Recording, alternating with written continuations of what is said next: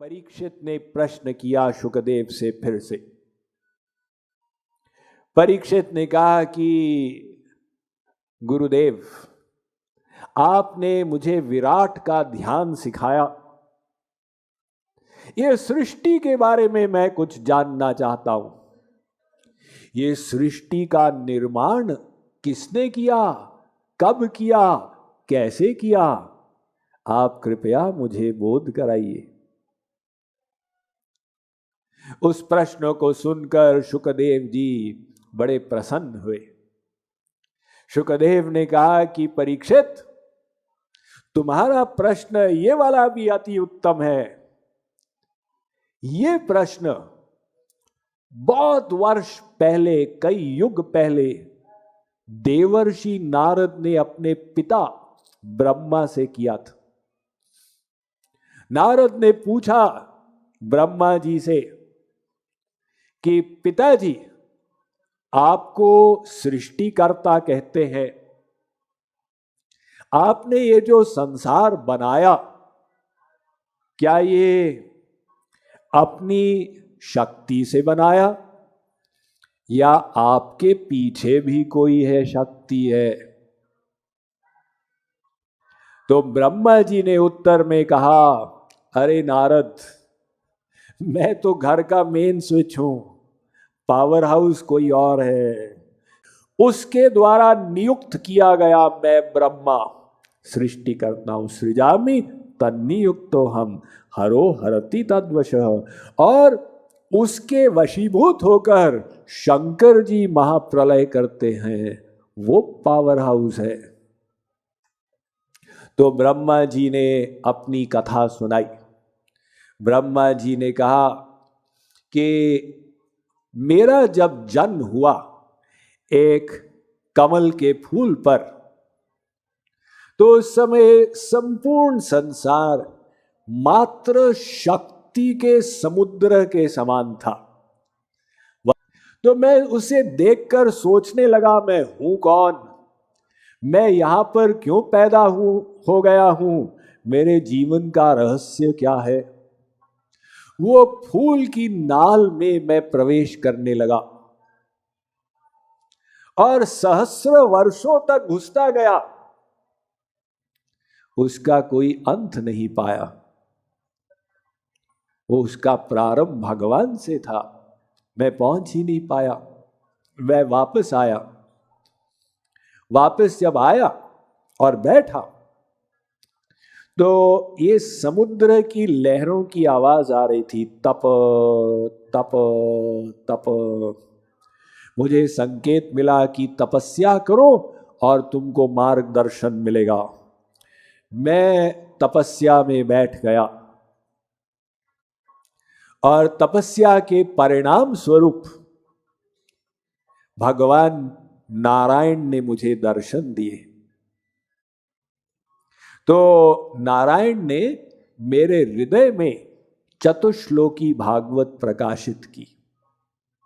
ये जो भागवत हमको मिली, ये तो सूत शौनक का संवाद, तो इसको लिखी वेदव्यास ने। वेदव्यास को मिली अपने गुरु से, उनको मिली अपने गुरु से, उनको मिली अपने गुरु से। तो प्रथम गुरु ब्रह्मा जी, ब्रह्मा जी को मिली भागवत नारायण से। तो भागवत का मूल रूप जो था वो 4 श्लोक थे, ये चतुश्लोकी भागवत। वो 4 श्लोक बढ़ते बढ़ते बढ़ते 18,000 श्लोक के भागवत के रूप में प्रकट हो गए।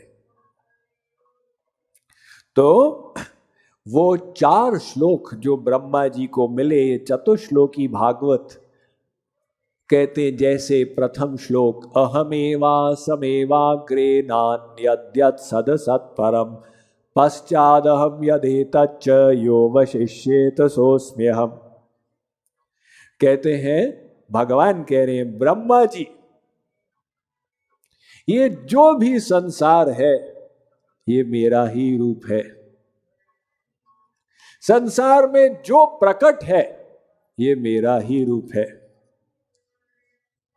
संसार जहां खत्म हो जाएगा, वहां पर मैं ही हूं। संसार जब नहीं था तो मैं ही था, और जब महाप्रलय होगा तो मैं ही रह जाऊंगा। मेरे अतिरिक्त इस संसार में और कुछ है ही नहीं। तो इसके आधार पर ये 4 श्लोक हुए जो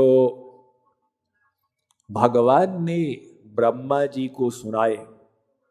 दूसरा श्लोक, ऋतेर्थम यत् प्रतीयेत न प्रतीयेत चात्मनि तद्विद्यादात्मनो मायां यथा भासो यथा तमः।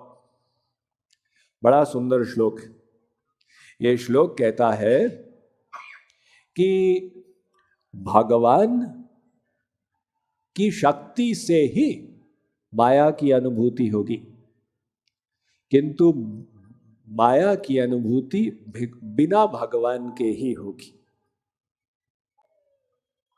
किंतु भगवान के बिना माया की अनुभूति नहीं होगी, क्योंकि ये माया भगवान की शक्ति है।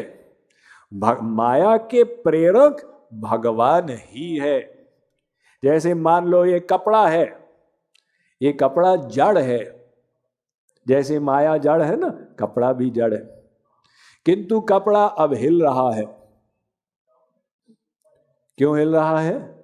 हाथ इसको हिला रहा है। हाथ हिलाना बंद कर दे, ये कपड़ा जड़ हो जाए। इसी प्रकार से माया तो जड़ शक्ति है, भगवान उसे प्रेरित करते हैं तो माया सृष्टि का क्रम करती है। गीता कहती है मयाध्यक्षेण प्रकृति सूयते सचराचरम हेतुनानेन कौन्तेय जगत विपरिवर्तते।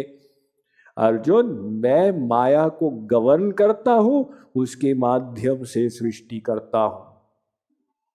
तो ये सृष्टि संबंधी ज्ञान ब्रह्मा जी ने नारद को दिया कि मुझे जो 4 श्लोक मिले, भगवान ने कहा अब ब्रह्मा तुम सृष्टि करो। तो उसके आधार पर मैंने सृष्टि की। ये सूक्ष्म माया प्रकृति के रूप में उसमें हलचल हुई तो महान, महान से अहंकार, अहंकार से तन्मात्रा, तन्मात्रा से पंच महाभूत, और ये सारे का सारा संसार मैंने बना दिया।